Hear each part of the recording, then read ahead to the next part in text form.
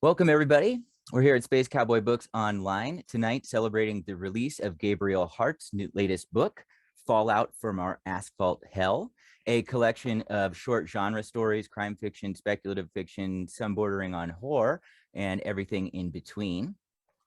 Gabriel Hart lives in Morongo Valley in California's high desert. His literary pulp collection, Fallout from Our Asphalt Hell, is out now from Close to the Bone, UK.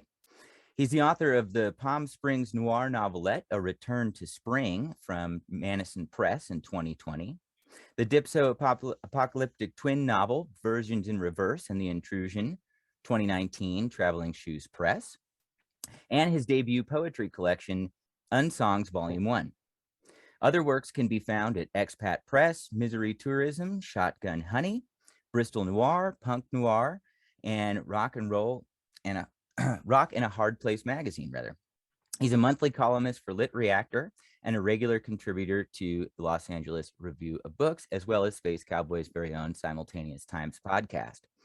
Of the many genres that are in the book, today Gabe is going to read a speculative fiction piece called Bottoms Up, which was originally published by Pulp Modern in August of 2020. So I'm going to hand it over to Gabriel for a reading, and then we will move into the interview segment of the event. If any of our audience has questions, feel free to drop them in the chat, and we will try to get to all of those. Over to you, Gabe. Thanks a lot, John Paul, and thank you so much, everyone, for coming. This is called Bottoms Up. In pursuit of excitement, not all nights out on the town are going to hit that fever pitch you're looking for. In fact, some end just like they begin, depending on your company. Some people just live on a loop until the circle finally breaks for them. Bottoms up, said Colton Myers, signaling the rest to down their shots. The six of them threw their heads back with whiplash gusto, emptying the grain alcohol contents with substantial flair. Only Colton kept leaning back, almost 90 degrees, as if he had to prove he was getting every last possible fume, causing an unsightly jutting from their huddle. Dude, what are you doing? Said Tony, who would be turning 25 at midnight. You're like doing the limbo. How low can I go? Said Colton, doubling down into his lean. It was impressive that this was yoga class, but this was a dive bar and Colton always had to take everything further than it should. It was fucking embarrassing. Shit, catch him, he's gonna fall. The five of them lunged toward him like catching a toddler just learning to walk. But Colton faked them out, throwing his leg back to catch himself, just like he always did. Ha, gotcha, he said. Colton pointed at all of them, scanning his fingers slowly like a sniper. Who wants another shot? I'm buying. Instead of waiting for an answer, he sway-walked over to the bar like wheat in the breeze. He ordered 6 more, this time tequila. Colton assumed they had all followed behind him until the bartender handed the shots over. Realizing he was up there alone, he signaled to their table with a what the fuck hand gesture.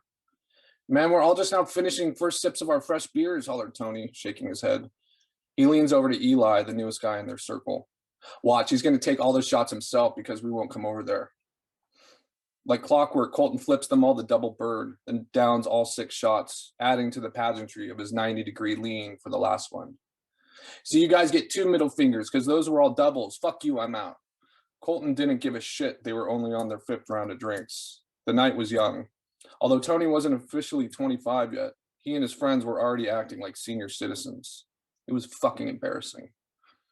He exited the night owl, impressed that he was maintaining the symmetric balance of both middle fingers over his shoulders as he passed through the threshold. His shoulder clipped the door guy. Oh, and fuck you too, Colton slurred, convinced that the bouncer pushed him.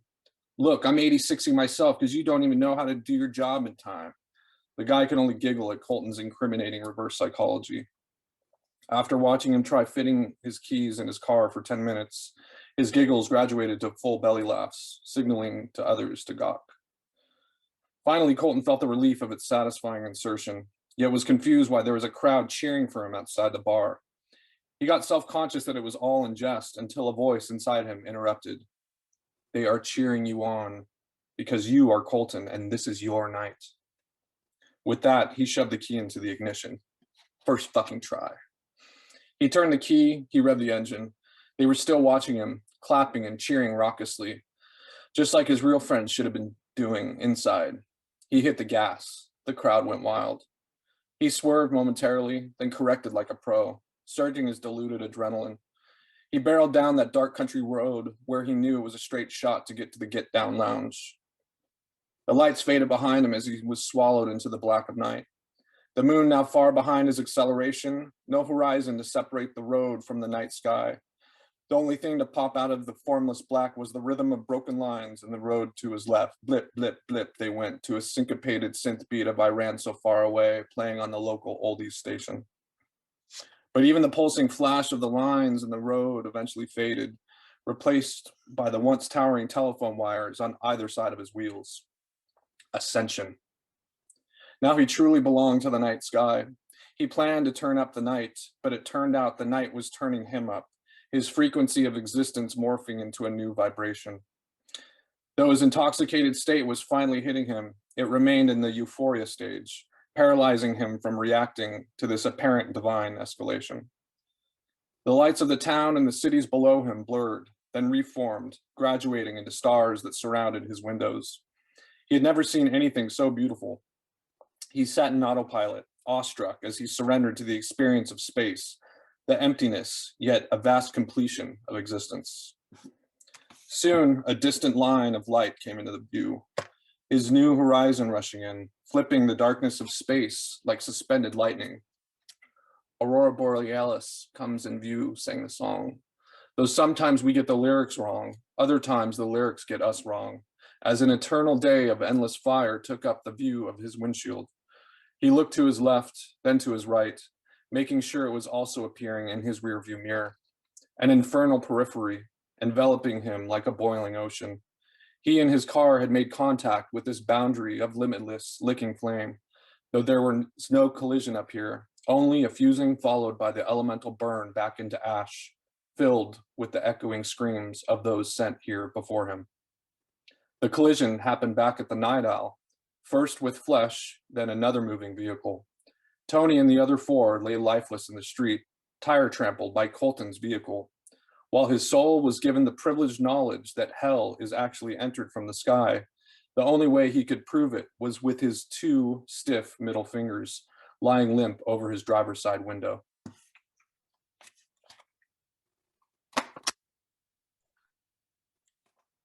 That was Gabe with the story Bottoms Up. So we're going to move into the interview section now. If anyone has questions, please do throw them in the chat. So Gabe, in the introduction of your book, you state that you do not aim to shock, but that you are rather processing shock through these stories. While this may be your personal experience, don't you think that readers might find this book shocking? And don't you believe that the book ultimately belongs to the reader? It's a really good question.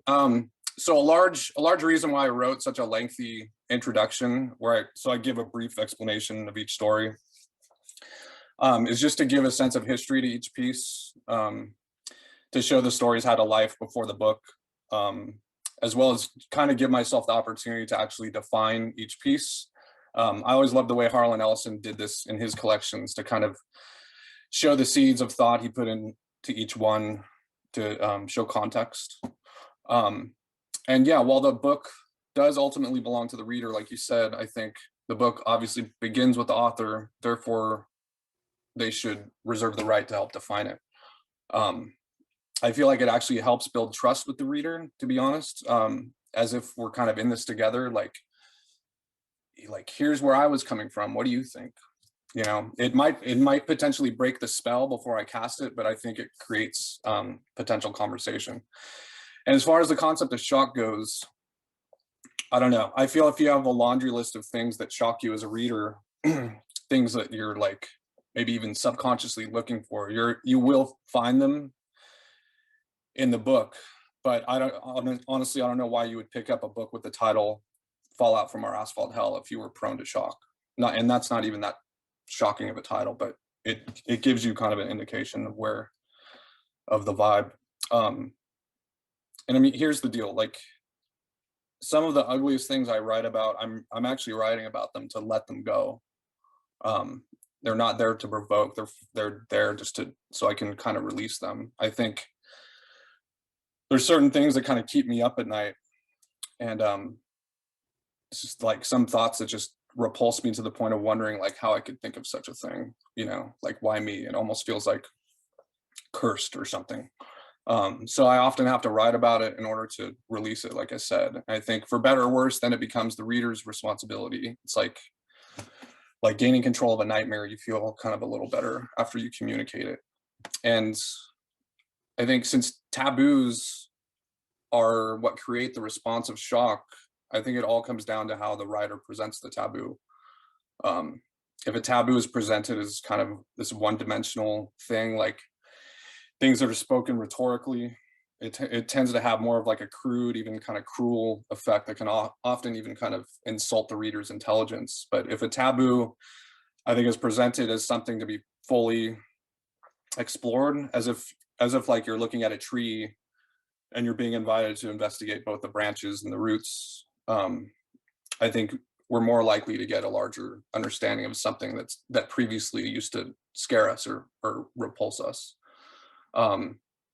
A lot of writers will ask for you know, a suspension of disbelief in their readers, and I'll occasionally ask that in tandem with actually asking for a suspension of actual belief. Like, for example, I believe in God, you know, yet I'm constantly doing contrarian things to that to actually challenge that belief in order to kind of test my faith, so to speak. You know what I mean? So I think when your beliefs are challenged or tested, it could actually bolster your convictions. It kind of forces you to kind of take inventory and reevaluate and hopefully reinvigorate your beliefs. And one more thing on this that's just been on my mind. There's a huge kind of annoying conversation right now about what defines transgressive literature, and it's definitely not shock. I think there's a lot of writers that are kind of getting that wrong. I think transgressive is less about what you say and more about what is not being said. And it's often written by people who've been so long indoctrinated in the confines of a marginalized experience that their work doesn't even strike themselves as shocking. They just kind of write it the only way they know how, often by offering an actual like tender window into the extremes of their world rather than basically siding with their detractors who would call it like naughty or whatever.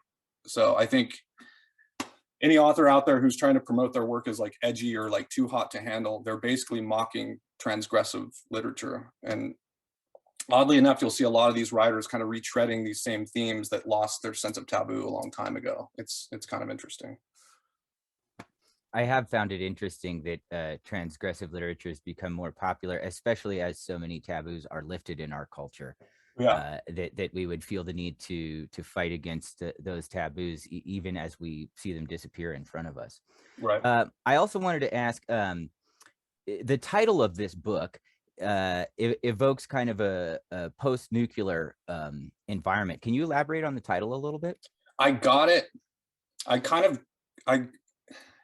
It was a line from an old Flesh Eater song, something, our asphalt hell. And I just always, since I was a kid, or since I was like in my teens, I was just always obsessed with that, our asphalt hell, like what have we done? You know what I mean?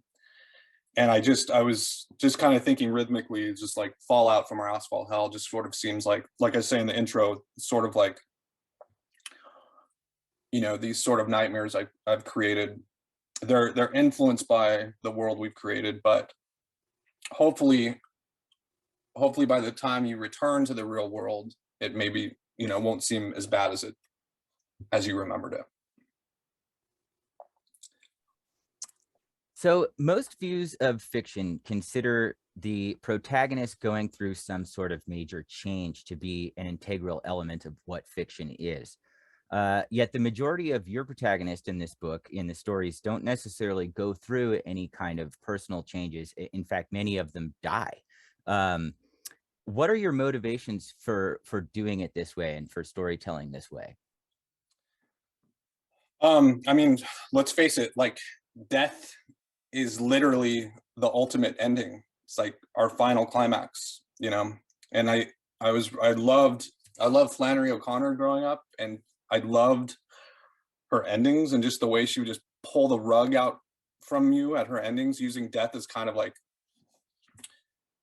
a way to kind of disintegrate the reader from the story, you know, just like the ultimate punctuation. And I think maybe since because of that, it's always seemed, when it's presented in literature, it feels really cathartic. Um, and I actually wrote an essay on this earlier this year for Lit Reactor. I tend to get really bored with traditional hero's journey stories. Like, I totally see how the arc is useful and universally attractive and reflects our life in some ways, but I think it often seems too formulaic to be relatable. I think its very omnipresence creates kind of unrealistic expectations and can actually set us up for failure in our worldview. And like, to think that we're owed a big prize or victory for enduring changes, to me, is kind of missing the point of courage. You know, courage should be its own reward, kind of. So yeah, I guess in these stories, I do treat death as sort of consequence, and at times even like an escape, like an easy way out that's often kind of a result of excess, or like a selfishness, kind of like Bottoms Up, the story I just read. So in avoiding that more traditional arc, do you think that your writing maybe shares more in common with existentialism? Very much so. Yeah, the first book, my first favorite book, was The Stranger by Camus, I think. Like a lot of us, I'm sure. So yeah, what's funny is when I was compiling these stories were all written. Most were actually written during 2020, during the lockdown, and I found I was returning to all my old, like my first books I read, like, yeah, like existentialist books, and even like there's like a couple stories in there that remind me of like Stephen King's, like, oh yeah, that's sort of like, that's kind of bubbling up right there. And like, I wouldn't dare consciously try to write a Stephen King like story, but I think, yeah, maybe all that time alone during lockdown just kind of made me just kind of open my mind and kind of travel back to my youth a little bit. So yeah, the book is a little bit of a time capsule. I found myself in a very sort of lucky position where I had all this time on my hands. I was getting checks from workers' comp, but it wasn't enough to live on. So in a kind of romantic way, I kind of felt I was basically just writing. I was leaning really hard into genre fiction, which I usually don't do, and I was just sending stuff out like left and right, just to kind of like, for money, you know what I mean? And because there's more money in genre fiction than there is in other areas. So yeah, it was kind of romantic in a way. Like, I felt like an old pulp writer that was just like writing as much stuff as possible and just seeing what stuck, you know. So it was a fun little exercise. And before we get back to the stories in this book, I wanted to ask you, in regards to the existentialism question. Existentialism seems to have largely gone out of favor. I mean, the last few existential books I can think of were The Pigeon by Patrick Suskind, which I think was written in the mid-'80s, and then The Diagnosis by Alan Lightman, which really had kind of a yuppie existentialism thing to it. Why do you think it is that that the more true to life sort of narratives as in existentialism have gone out of favor? I don't know. I mean, in a way, because I think people just want dopamine. You know what I mean? I think people want, people want that dopamine of like a happy ending, and you know, what's now being viewed as like toxic positivity. Yeah, it's funny in a way. Existentialism is probably the most relatable genre for our time in history, but it is probably the last thing we need, for morale. But I don't know, to me, it always, reading those early Camus books always made me feel like less of a freak for thinking so dour, so maybe we do need it we do need it now more than ever. And to some degree, there is back to your writing, there's a kind of over the top level of gratuitous violence in a lot of these stories, which would probably have some label you edgelord. What are your motivations and reasons for including such graphic depictions of violence? I totally disagree with the edgelord thing. I think to spot an edgelord, you'd have to indicate a real vapidness, like a real kind of emptiness, or like an immaturity, um, a lack of empathy, and just with no end game to their extreme, I guess, expression, we'll call it. I think, and edgelords aren't even likely to show like sincerity in their cynicism. You know what I mean? Um, like when I think of an edgelord, I think of like more of like a coward who relies on like more like anonymity because they're kind of ill-equipped to discuss the words that they're wielding. You know what I mean? I think, and speaking of dopamine, I feel like an edgelord is probably more likely to prefer that quick dopamine blast of like online trolling and general kind of cruelty than to have the intellect and patience to even like write a book, or to have a conversation about what they're wielding.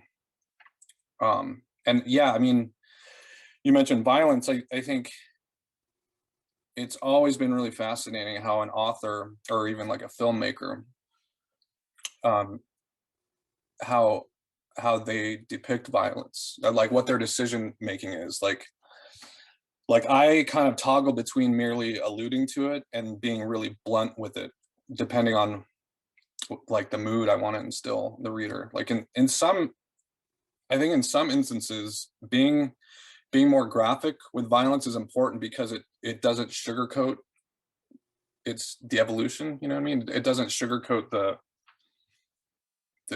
permanent tragedy of it. And in fact, I think the more graphic the violence, the more it could actually communicate like moral consequence. Some parts of the world have no choice but to face extreme violence. So I feel like it's almost my way of like bridging that gap in a way, in a sort of disconnected way. But yeah, I think with my really over the top violence, I feel like whether it's graphic or passive, feel like it's maybe more like interpretive of an inexplicable feeling that just needs to express itself in that kind of bloody catharsis. Um, but I feel like when I really want to haunt the reader, I like to be more subtle, and then it's kind of like that viral thought that they might be stuck with that they kind of have to finish somehow. It's sometimes like a reader's imagination is like your most powerful ally. Yeah, I wonder if you can elaborate on your thoughts on that. The graphic depiction of violence versus implied violence and implied horror, where you're really engaging with the reader's imagination and psychology to provoke those kind of feelings versus actually showing it to them. When would you reach for one versus the other, and why? God, it's I think I would have to be. I think if you were going to, God, it's so tough. I think it all depends on your prose, your overall prose, and the subject. Like I remember Gib, our mutual friend Gib, he was actually, this is what I always come back to. He, before the Black Dahlia movie came out, him and what was his name?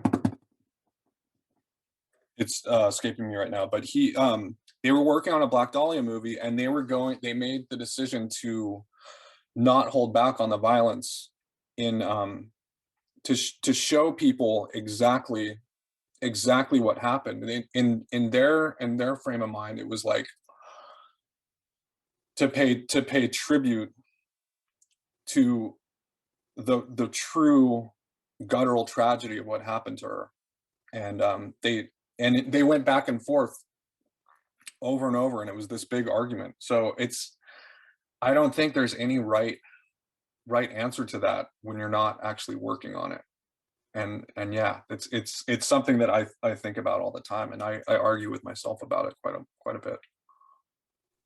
So when approaching any particular story, do you know if this is a technique that you're going to use versus using the implied violence, or is that something that just unfolds during the writing?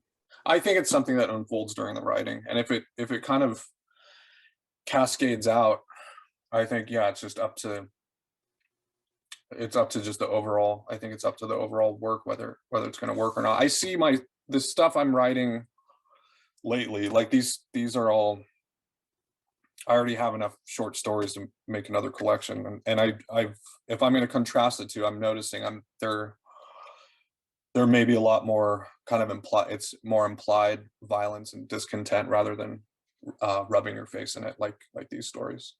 But I also don't, I was surprised, I've been really surprised on the reaction to the book so far. It's like, I mean, maybe I read really crazy stuff, but it seems, in contrast, it seems like a very tame book compared to a lot of the stuff I've read in the last couple of years, especially some of the crime fiction stuff I've read in the last years. God, it's getting so crazy. I mean, people are putting other people in like wood chippers and stuff. Yeah, and I was just like, I like, yeah, I blushed when I saw Don't like the old wood chipper technique, huh? that. Earlier in the interview, you mentioned empathy, and I wanted to address the subject of empathy. I consider empathy to be a really integral part of both storytelling and in dealing with characterization when writing. But the characters in this book, and of course, this is a whole bunch of unrelated stories, but I found this to be a commonality. The characters in this book generally lack empathy. Why is this, and how do you feel about approaching characterization without empathy as a tool in that toolkit?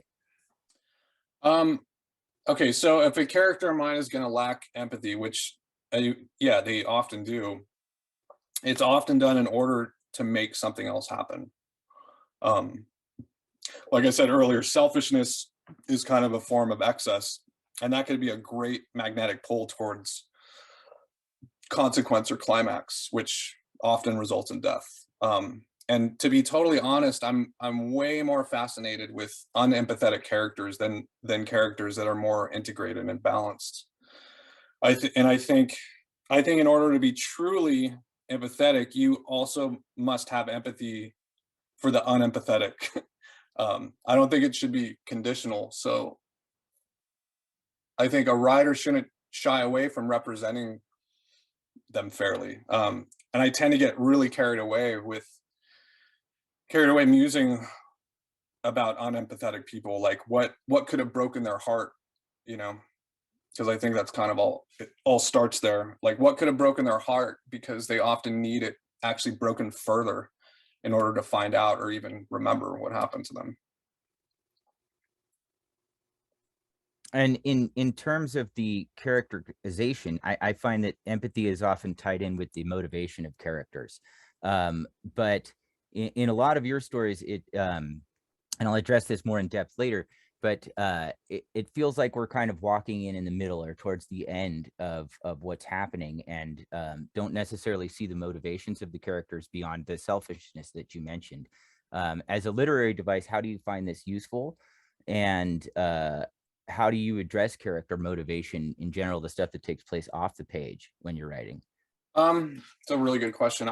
Again, I try to kind of stay away from like traditional hero's journey or traditional arcs, because most of the stuff I read tends to inform the way I write. And like my favorite short stories tend to be more like voyeuristic slices of life, or like compressed fever dreams. Yeah, I have kind of a love-hate thing with genre. So like when I do try to write something for more traditional genre venue, um my discontent often comes out in the form without me realizing it.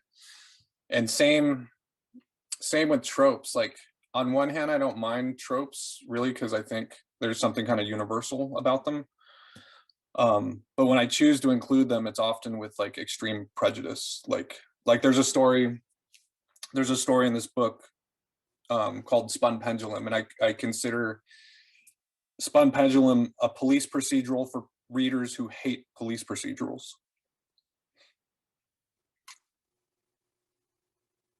And you've already kind of addressed my next question about traditional narrative arcs and your avoidance of them in this particular collection.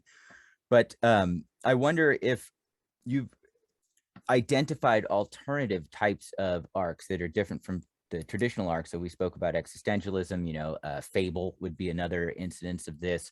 Have you put much thought into alternative arc structure and narrative structure?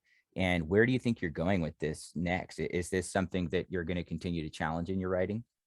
It's so funny you mentioned the fable thing. The Rob Fromberg is reviewing the book for LA Review of Books, and he mentioned the fable thing, which I thought was really interesting. I never thought of the stories like that, but it was the more I thought about it, it's like, yeah, they kind of are. That's like these kind of twisted morality tales. So I don't think, yeah, I don't necessarily think like a sustained, or I don't think like rising action and plateau and resolution and all that, like you said, is, I don't think that's all the time essential to a short story. I think like often there's just not enough time, or the burst of inspiration doesn't really call to kind of cram all of that in there.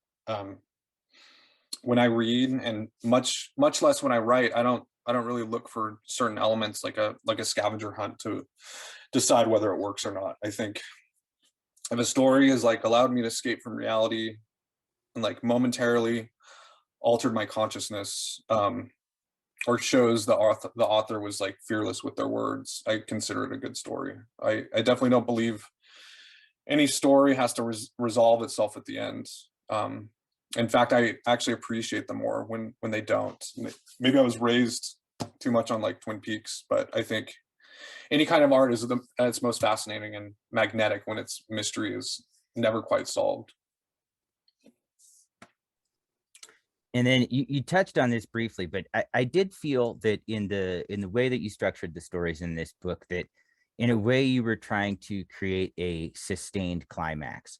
But don't you feel that a climax when sustained loses its potency? Like the way if we use the word fuck, you know, if we use it once and we rarely say it, it has a lot of potency to it. But if we say it every other word, it'll lose its potency. Right. So do you think this loses its potency when not matched with dramatic shifts such as rising action, plateau, resolution? And then I might add to that too. I have a suspicion that the traditional narrative arc, which follows those things, is a biological need, and that it's almost identical to the Masters and Johnson's stages of arousal. Right. And so Yeah. I feel like that's kind of a built-in thing for us. But in a way, the book almost reminded me of a psychic TV record where they took this Oh, that's good. climaxes of Scriabin music and looped them so that the climax never ended. And what do you think that does to climax in fiction? And was that your motivation for putting this collection together? I think that's such a good point you make. Alls I know is like when I'm writing my vomit draft, I'm like even thinking about it, like my heart kind of races. Like I think I write sort of in a panic, and I'm not quite sure where the panic comes from. Like sometimes at times I'm so like repulsed by what I'm writing. I want to get it over with quick so I can start editing it. So I think I tend to gravitate towards panic while I'm writing. I enjoy writing, but there's this adrenaline that doesn't really stop. So yeah, I mean, if that's how it's coming out, like guilty as charged, I don't know what else. I don't know how I would remedy that, because I feel like it's just kind of the way I've always written. And yeah, I think my novels have enough space to where I do that. I like to take a breather here and there. But yeah, with short stories, I don't mind if you know, it's some of my favorite short stories from my peers I've read lately. Like you could almost hear them, the heavy breathing coming through the words, you know. I love that. So when you were talking about edgelords going for that dopamine fix, or just so much of our modern culture geared towards that quick satisfaction. Would you say that, as far as the endocrine system goes, that maybe you're shooting more for a burst of adrenaline versus a burst of dopamine? Yeah, I think so. I think so. Yeah, if that's because if that's how I'm feeling while I'm writing it, I'm sure that's coming out in the final draft.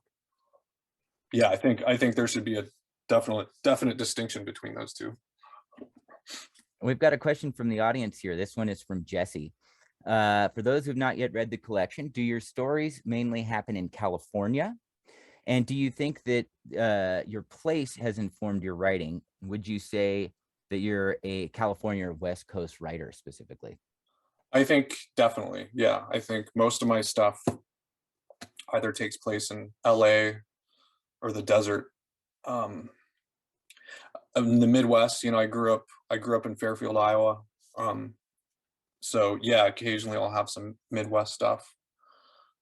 I don't think I've ever written anything that takes place in New York, although I'm heading there in a couple weeks, so maybe that'll spark something. But yeah, I've lived in Southern California all my life. I think Jesse asked if my what was the question, if location informs. Yeah, I don't think I would have ever written about the desert had I not moved here 6 years ago. So I mean, I feel like it's, yeah, definitely part of my DNA by now. But yeah, I definitely pride myself on being a West Coast writer. And since And what was how many drafts do you go through? He asked. Um, it all depends. I mean, with a short story, maybe like two or three. Three, I would say. With a novel, it's endless. I mean, the novel I finished that's being shopped right now, I lost track of how I think I did at least 12 drafts of it, which I think is, if I had it here in front of me, I would just be doing more. and in reference to that last question too, because this is essentially a collection of genre fiction, with place, setting is often a huge element of what sets up genre fiction. How do you deal with setting in regards to writing within genre? Um, I mean, if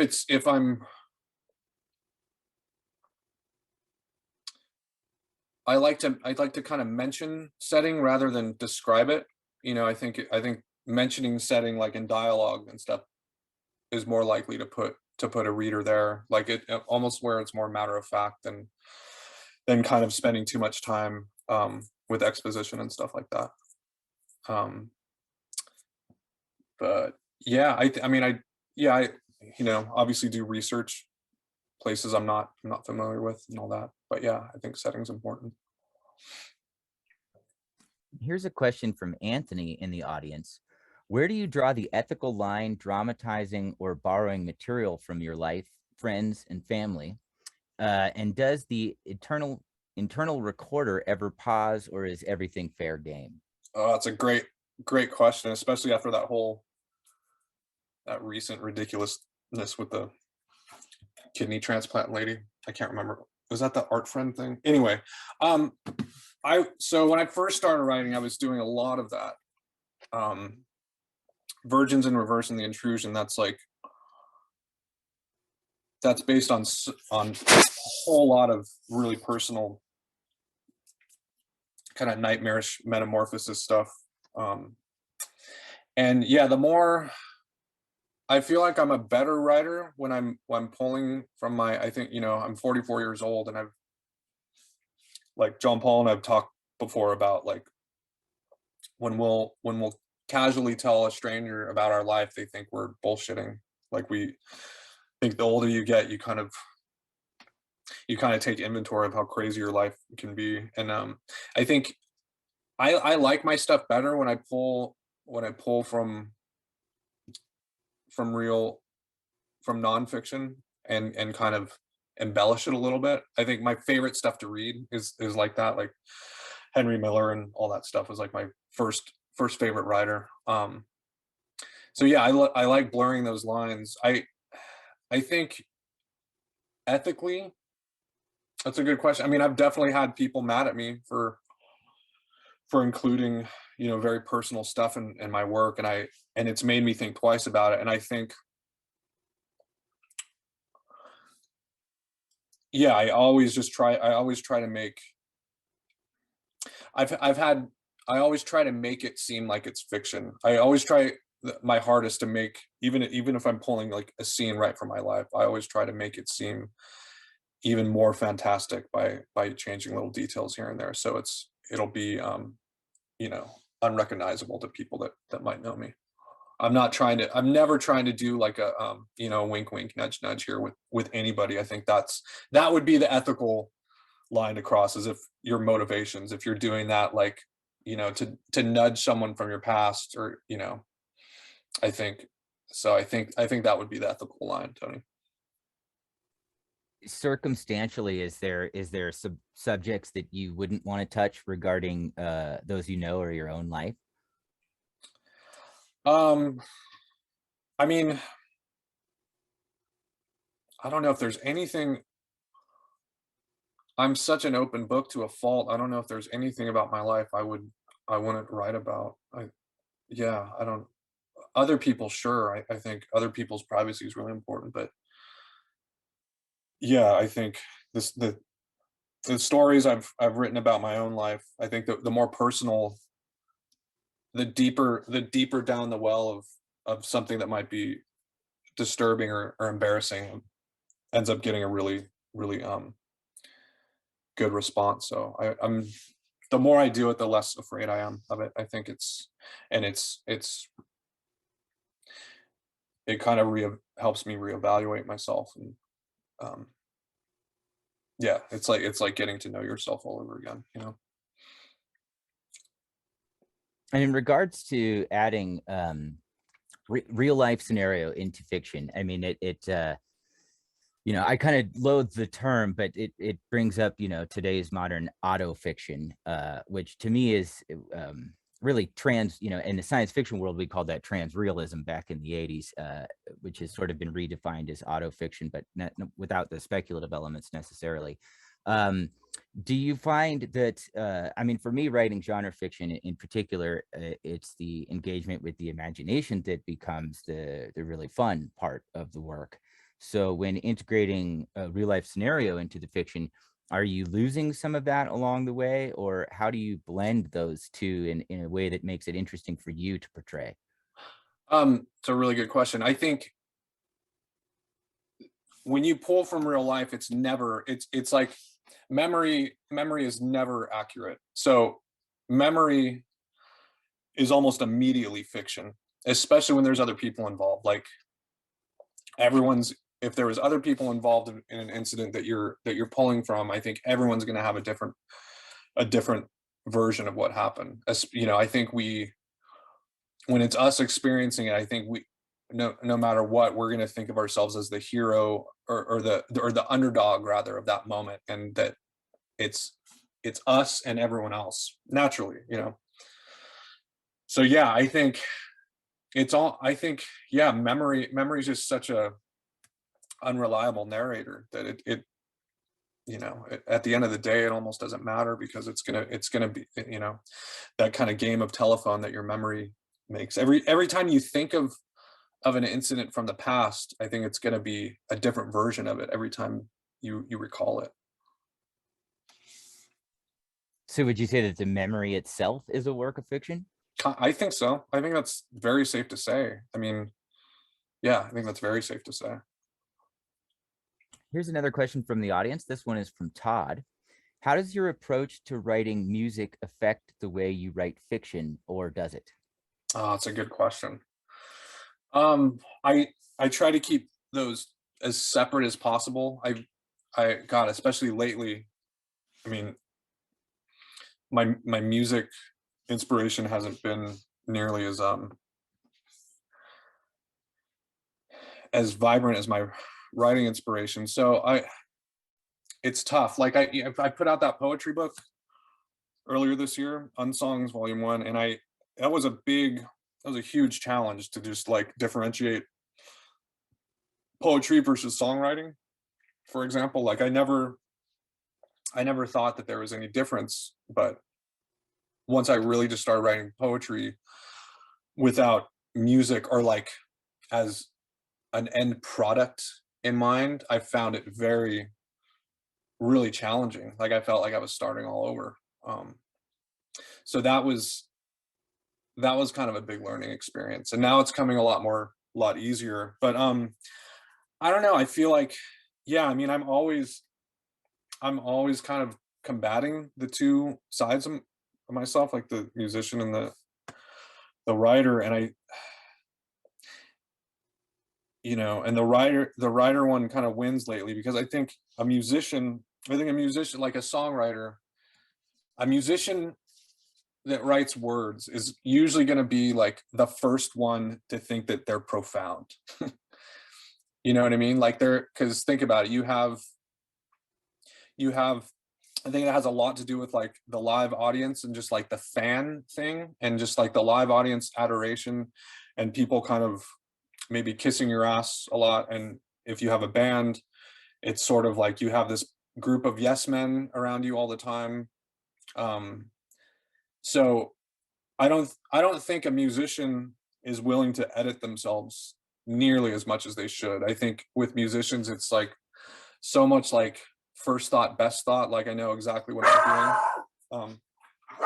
Sorry. Um, Whereas like a writer's gonna, since it's so insular and it's only you and the page, it's so much more difficult to tell if what you're writing is even good. You know what I mean? And so I think it's, but you're going to be right. I think a writer is going to be writing regardless of an audience, um, as as opposed to a musician who really relies on the audience for their own self-worth and validity. You know, it's sad to admit, and I'm not trying to badmouth musicians, but and maybe that's my own jadedness coming out, but it's I just think that's like the harsh truth of it that maybe we're not all ready to realize. Speaking on music and earlier talking about narrative arcs, you know, among the many records that you've made, you've written some brilliant pop songs. Pop music relies heavily on a formula, and it's got its own arc. Has this informed your writing at all? And do you think that perhaps your avoidance of the traditional arcs has to do with having written so much pop music? That's a really good question. I think that's the big line. I love formulaic pop music, like early 60s, 50s and 60s stuff. I love that. And I gravitate towards that. It's something really easy. And I think I do like a kind of a postmodern take on that, but it's, you know, when it comes, it's already there kind of. I'm probably one of those kind of, you know, I probably fall into that trap of like first thought, best thought, because sometimes stuff is just like candy to the ear, you know.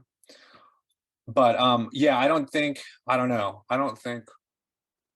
I wouldn't say my love for traditional pop music influences my prose at all. I don't know how it would. I mean, I don't really like to listen. I don't really like to listen to traditional pop music when I write. I like to, if I am going to listen to music, I usually listen to jazz or something, some other kind of instrumental stuff that just doesn't get in the way of my train of thought. So yeah, I think I don't think it has any influence. Although I do love, I'll write it, I'll inject, like there's a story in here, there's a couple stories in here that are kind of music related. So it's fun to kind of use that as a playground to write, just because it could be so salacious and ridiculous and extremely corrupt too, especially like the music industry and club owners and whatnot. But yeah, other than that, I think pop music doesn't have really much influence. And here's another question from Anthony. What one thing would you give up to be a better writer? Oh man, great question. Great question. God, it's like deal with the devil kind of thing. Yeah.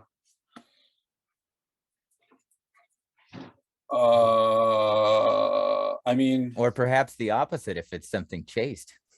yeah.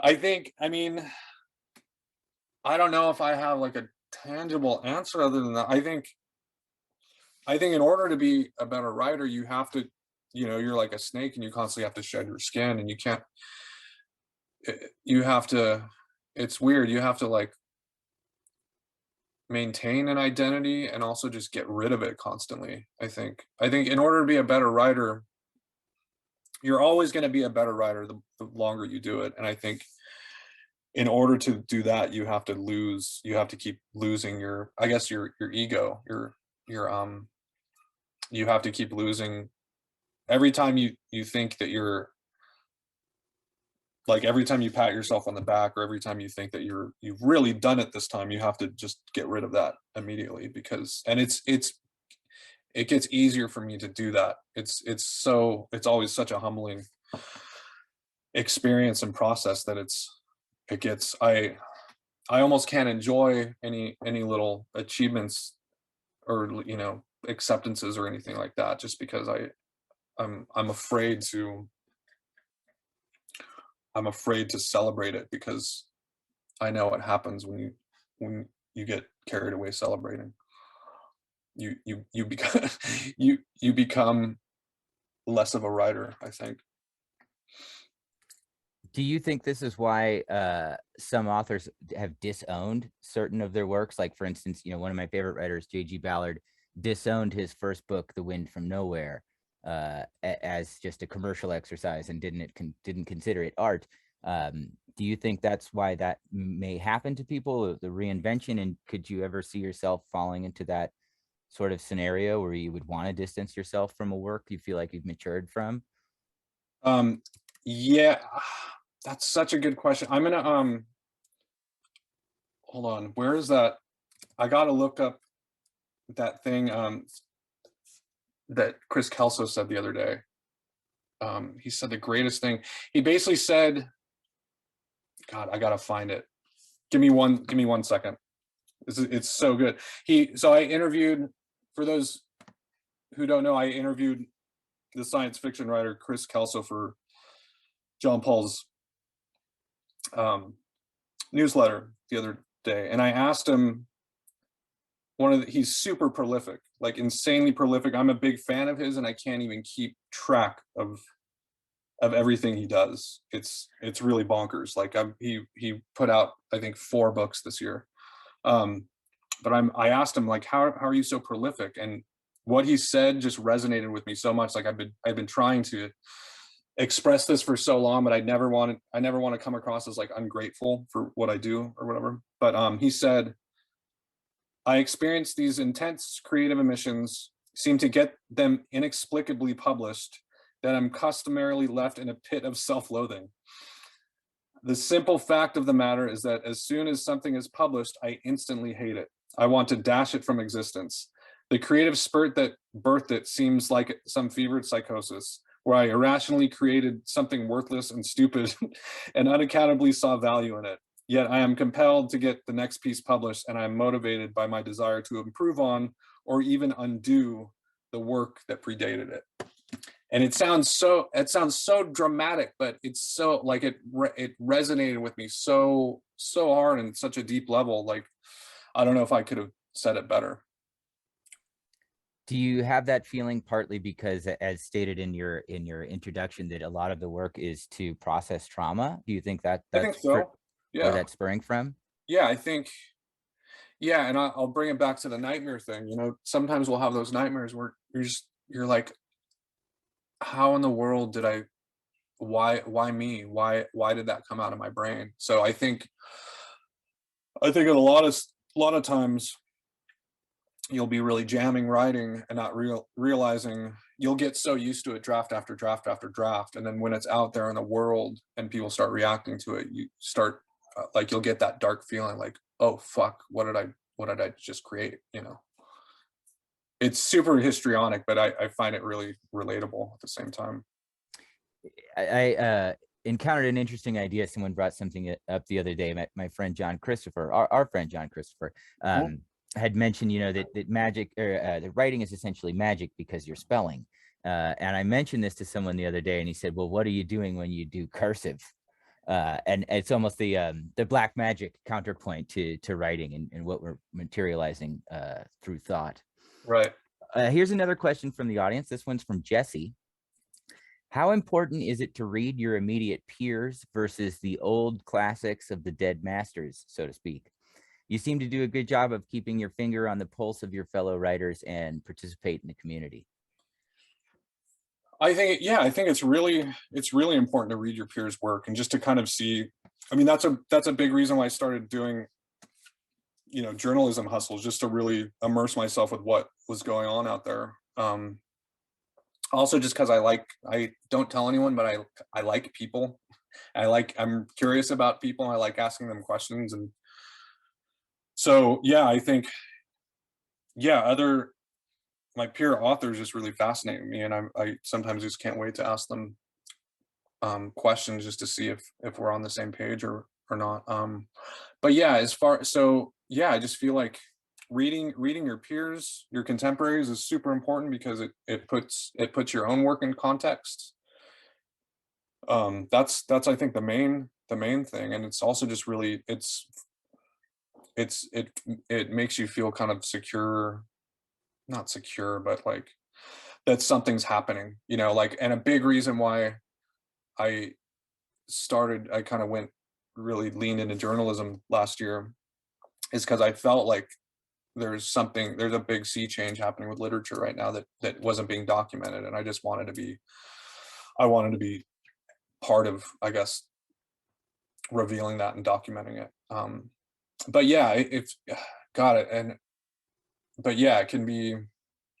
I wish there was two of me. Like, I wish there was, even with all the time I had, I wish there was, Gabriel Hart that was just reading the Dead Masters, and the Gabriel Hart that was just devouring his peers' work.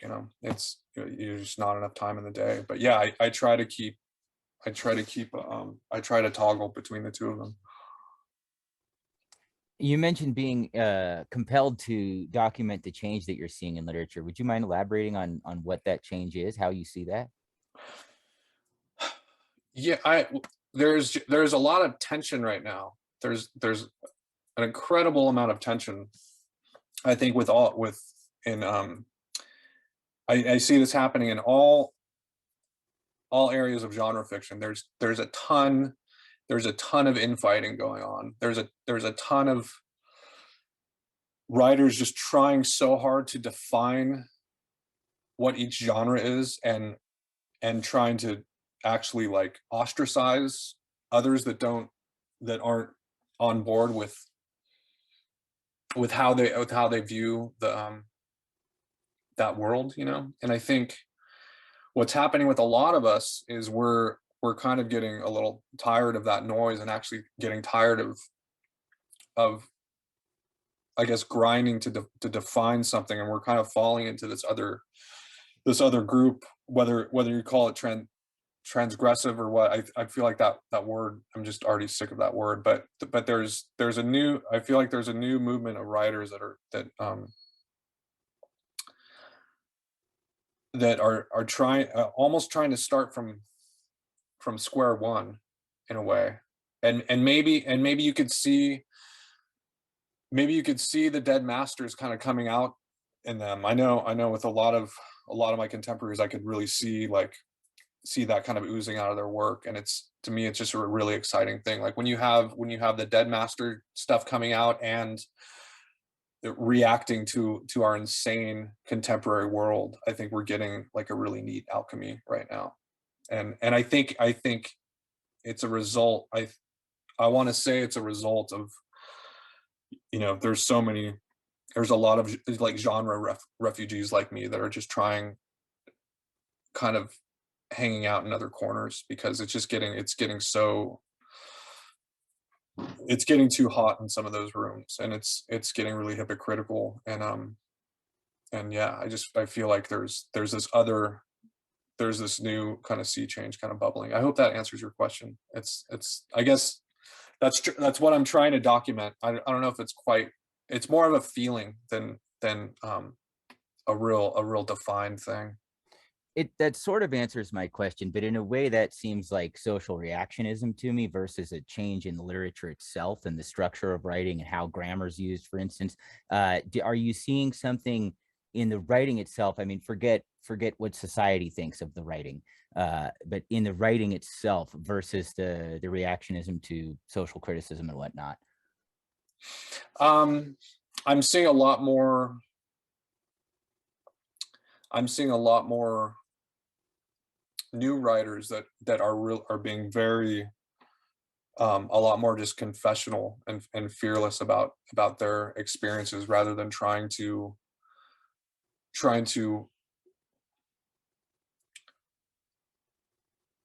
adhere to an old guard of an old blueprint, I guess. That's the best I can describe it right now. I mean, it's happening right now, but I don't know if it's I don't know if it's I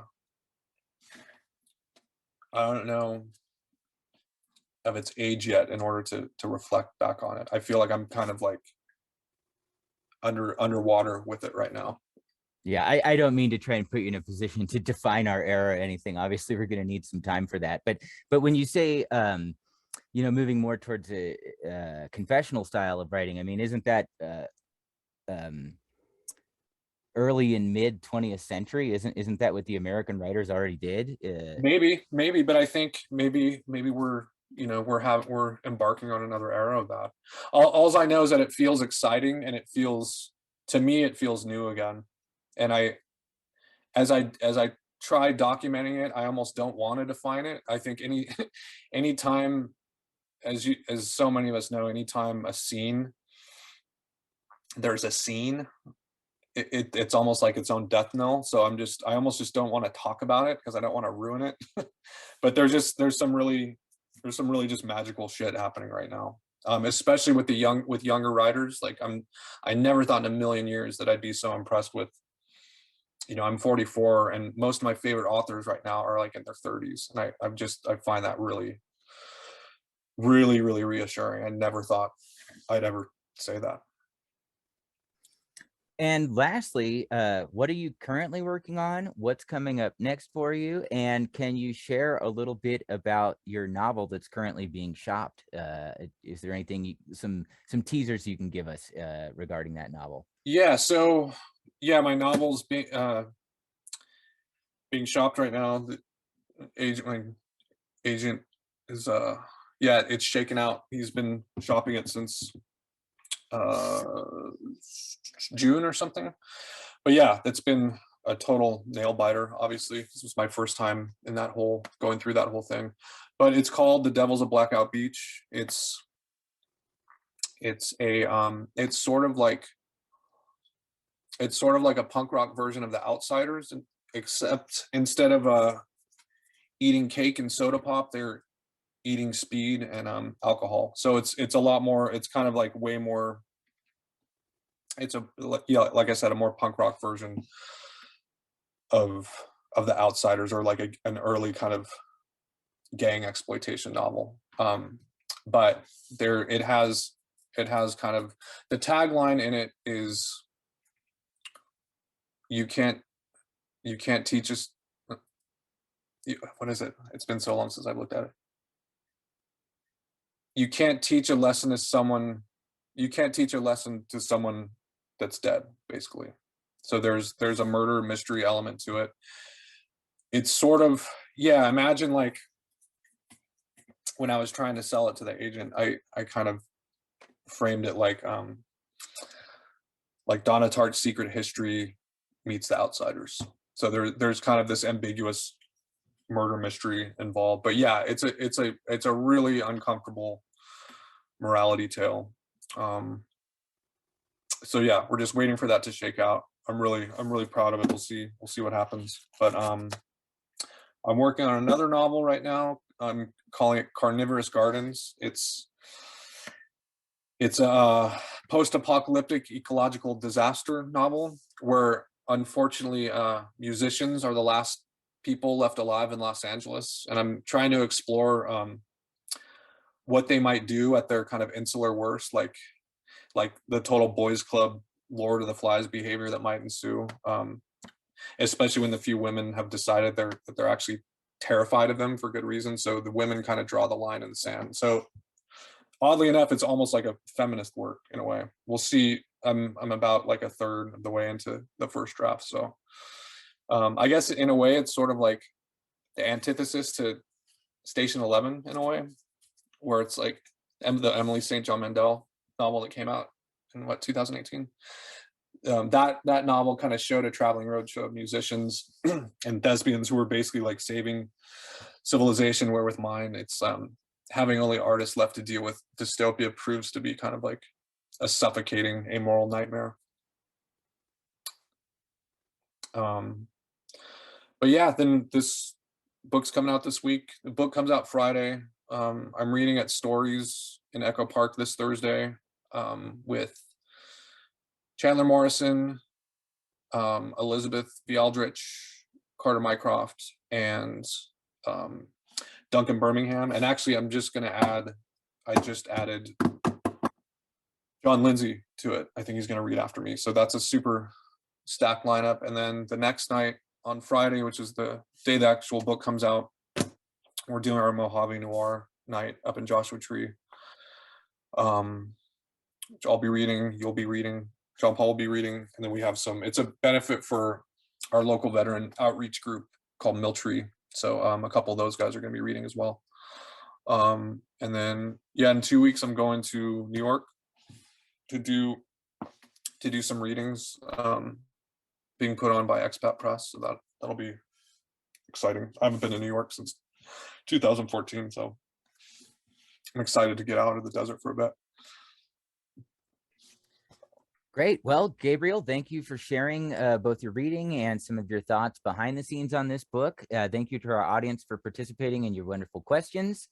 Fallout from Our Asphalt Hell comes out on this Friday. You can pre-order it directly from Gabriel. The link's in the chat there, as well as a link to his debut twin novellas, which are definitely worth reading as well.